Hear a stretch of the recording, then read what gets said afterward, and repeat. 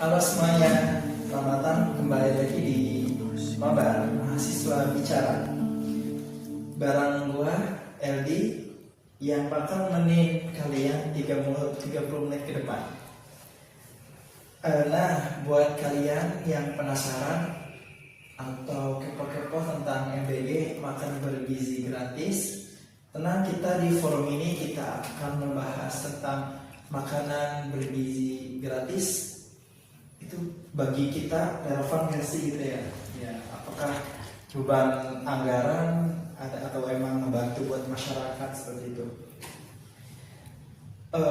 Di sini juga saya ada teman saya yang mempunyai perspektif tajam banget, asik. Ya enggak. Nah juga dari sejarah umat Islam. Di sini juga, gue juga di sini bawa narasumber yang tidak kalah hebat, ya. Di sini kita akan membedah masalah-masalah MBG yang ditemani oleh narasumber kita, Bang Azmi dari Fakultas Adab dan Humaniora, yang akan membedah masalah makanan bergizi gratis. Oke, tadi Bang siapa namanya? Azmi. Langsung aja ya ke pertanyaannya. Umum aja dulu ya. Di awal. Nah, sebagai mahasiswa, pas pertama kali dengar program makanan bergizi gratis itu gimana sih pandangan kakak sendiri? Oke, jadi MBG ya. MBG. Mas Bahaya ganteng karena bergizi gratis ya. Ya, satu program paling ini ya, program utama Pak Prabowo ya. Sekarang sudah berjalan 1 tahun lebih. Iya, lebih ya, 1 tahun ya. Ya pastinya ada dampak juga kan, ada dampak positif dan negatif gitu. Ada dampak positifnya ya, tujuannya mungkin tujuan segi gizi ya, dari bidang gizi, memperbaiki gizi anak-anak siswa kayak gitu. Terus tingkat semangat siswa untuk datang sekolah, kemudian putar balik ekonomi, ada lapangan pekerjaan kayak gitu. Iya. Cuma kan yang juga pasti memerlukan alokasi dana yang besar ya. Iya, betul.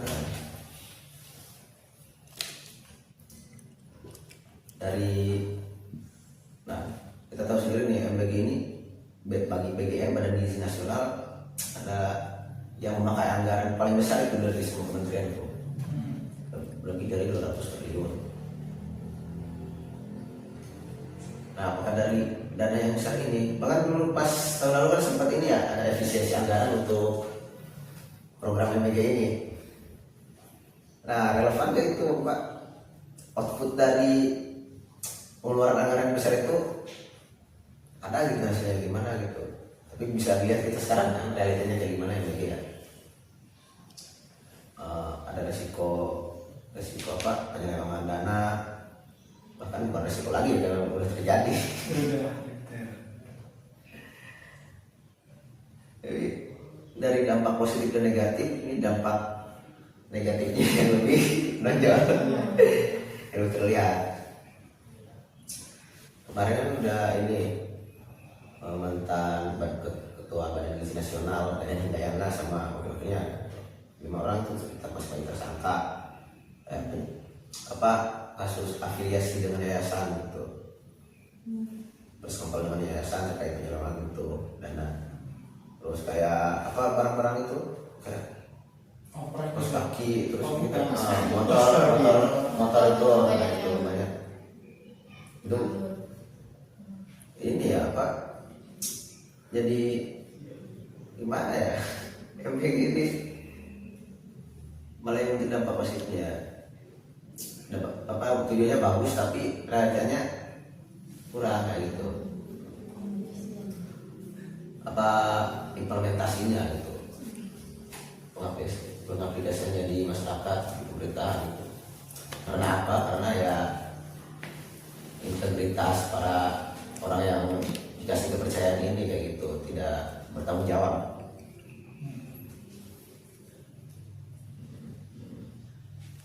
Kayak sambil nanya, Sebelumnya tadi kan katanya pernah kerja di MBG ya, kakaknya. bukan. Oh bukan. Tahu ini saudaranya ini Oh saudaranya Anda. Iya. satu Tapi kampung. kalau pandangan dari kakak sendiri sebagai mahasiswa gitu, maksudnya apa sih dampak buat kita gitu mahasiswa? Ada nggak? Buat mahasiswa ya. Ya paling buat mahasiswa sih dari segi perputaran ekonomi kayak gitu. Kayak ya mungkin ada mahasiswa yang atau yang udah fresh graduation gitu mau ikut di MBG, atau yang di mahasiswa ahli gizi gitu bisa dapat di situ. Cuma kenyataannya,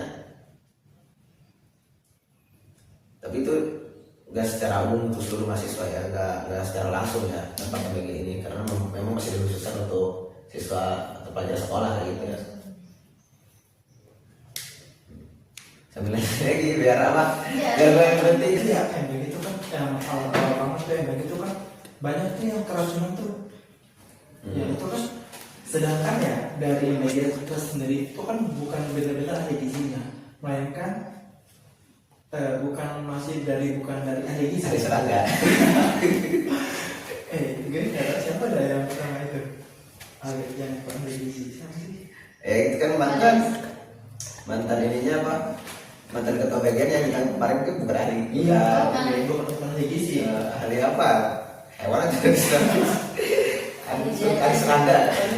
Ya kan seharusnya kita kan kalau MBG itu kan harusnya ahli gizi gitu ya. Tapi ini kan di MBG malah melainkan yang bukan bertitel sebagai gizi. Nah, gitu kan maka dari itu banyak tuh mahasiswa yang keracunan pada waktu itu. Itu gimana itu catatannya sebagai mahasiswa sih kan menjadi pandangi orang kepala BGN-nya aja bukan yang bertitulan yang lulusan sekolah gizi, tapi melainkan dari lulusan lain gitu. Nah itu patut dipertanyakan, kenapa banyak menteri atau pejabat-pejabat mengurus sesuatu itu bukan pada tempatnya gitu. Iya. Bukan pada keahliannya.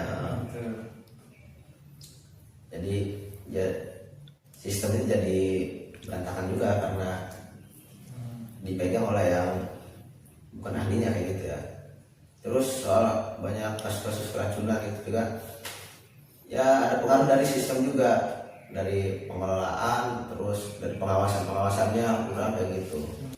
Nah kalau misalnya kan ada ya ada sebagian mungkin daripada maksudnya MBG itu kayak ngerepotin lah bahasanya, maksudnya kurang efisien. Efisien. Kalau dari kakak sendiri mending MBG tak berlanjut apa diganti dengan jadi mereka tuh memberikan uang gitu kepada orang tua supaya buatin bekal gitu, jadi nanti dari pemerintah ngasih uang buat orang tua misal 100, baru nanti dari orang tua masak buat anaknya bikin bekal gitu. Apa Itu sangat maksudnya sangat relevan apa tidak gitu. Jadi MBG itu diganti dengan uang jajan siswa gitu. Jadi yang membuat itu orang tuanya Ya, yang mengelola orang tua. Iya, gitu ya. jangan kayak kan banyak tuh yang terjadi karena tidak bisa mengelola. Ya Gitu. itu apa namanya, saran yang bagus juga ya. Bisa kita apa di yang mengelola orang tua kita ya.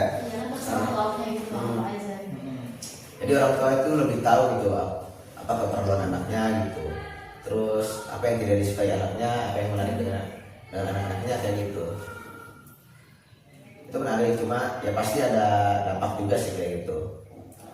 Ya namanya juga masyarakat pasti ya, ada aja oknum yang bagaimanapun sistemnya, orang-orang ini tuh pasti nyari terus nyari kesempatan gitu, nyari celah. Tapi itu ya untuk salah satu ini juga ya, apa namanya, meminimalisir kayak yang sudah terjadi, meminimalisir kejadian terulang kayak penyelewengan dana kayak gitu, terus sekongkol atau afiliasi dengan yayasan kemarin itu ketua BGN, mantan ketua BGN kayak gitu.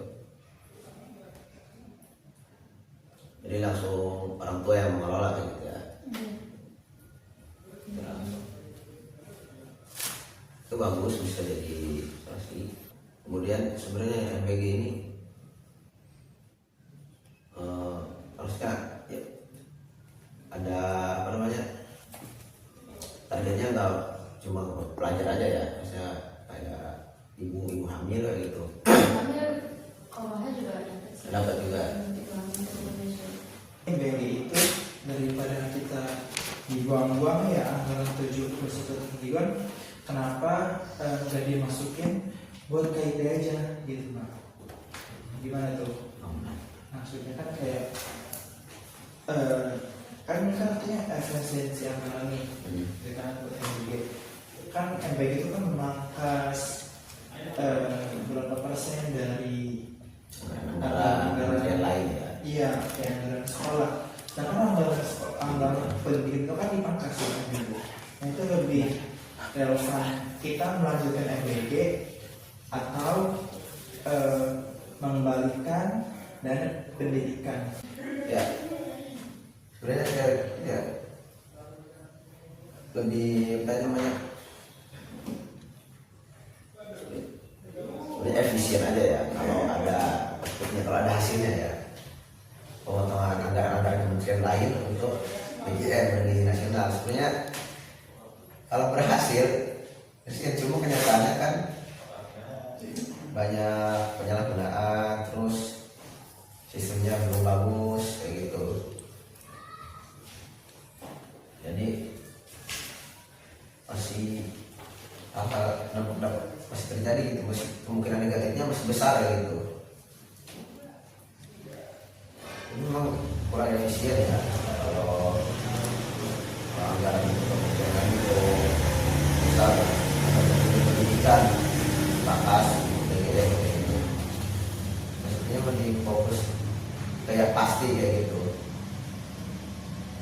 Misal pembangunan pendidikan kayak apa, aset paling ini lah, investasi paling negara ya, saya itu dari ya para pelajar, dari anak-anak muda gitu, pendidikan.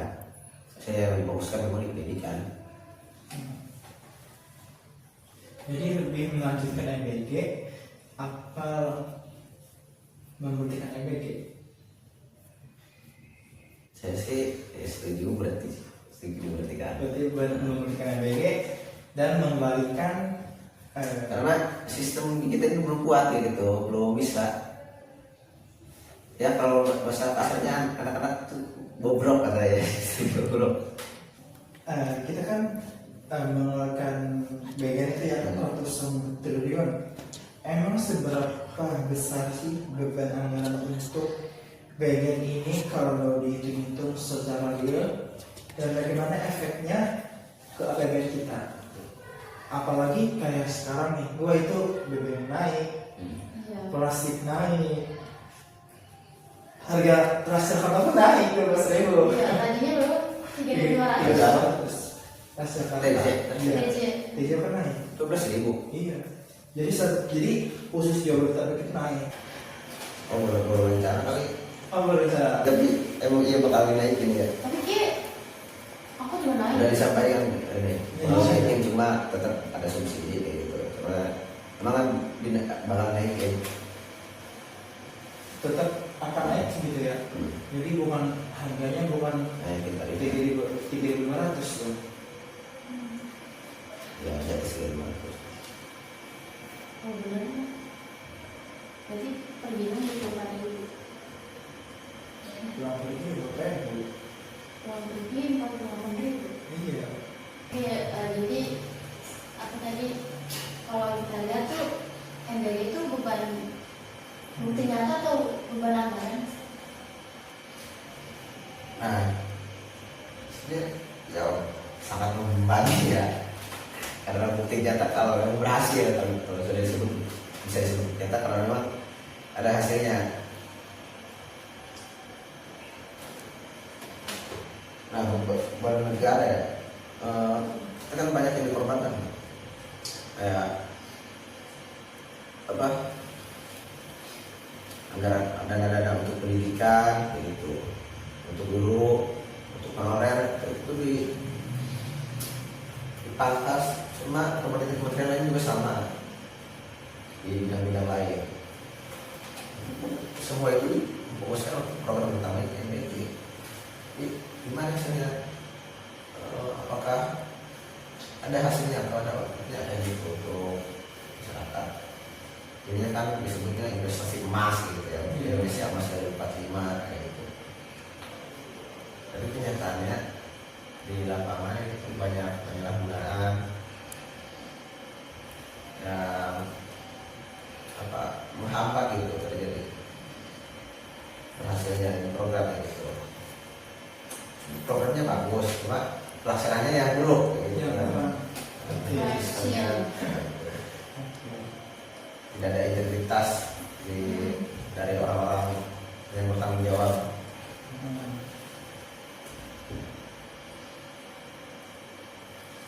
Nah, harus dibahas lagi oleh para pejabat-pejabat Indonesia ya, untuk pemimpin MBG ini mending ya, walaupun masih berlanjut ya, setidaknya dipertegas lagi, di sistemnya diperbaiki lagi kayak gitu, dari orang yang bertanggung jawab, pengelolanya dari pemimpin BGN gitu, dari ahli di bidang tersebut kayak gitu, sama ke bawah-bawahnya juga, birokrasi bawahnya, terus orang-orang yang berintegritas kayak gitu. Terus harus meminimalisir, harus memperkecil kesempatan terjadinya penyalahgunaan negara kayak gitu. Itu PR besar itu buat negara di MBG ini, di program MBG ini. Karena korupsi ini sangat mengganggu banget ya. Jadi mengganggu program MBG. Terus jangan buat Pak Prabowo ya, buat pemerintah Indonesia ini jangan terlalu fokus pada MBG juga gitu, karena masih banyak PR lain kayak gitu. Kita bisa lihat nih, mungkin salah satu pengaruh juga, salah satu waktu tadi kan setelah kasus penangkapan mantan ketua BGN dari Hidayatna. Nah, karena kasus itu anggaran negeri ini agak diperkecil ya gitu, agak dipangkas untuk meminimalisir terjadinya hal terjadi gitu ya. Penyalahgunaan. Nah, di situ rupiah mulai menguat sedikit kayak gitu. Mungkin ada pengaruhnya dari MBG. Rupiah dari 18.000 turun lagi ke 1.900-an ya. Oh, berarti MBG itu secara berarti ada baik buruknya ya, ada sisi baiknya, sisi buruknya, sisi positif dan negatifnya. Jadi kesimpulannya MBG itu sangat relevan ya bagi siswi. Cumannya yaitu kendalanya yang ada di orang-orang tersebut ya. Programnya bagus, baik. Itu cuma pelaksanaannya yang perlu diperbaiki. Iya, orang-orangnya aja yang memperbaiki ya. Oke, segitu dari kami. Semoga Bermanfaat bagi para pendengar.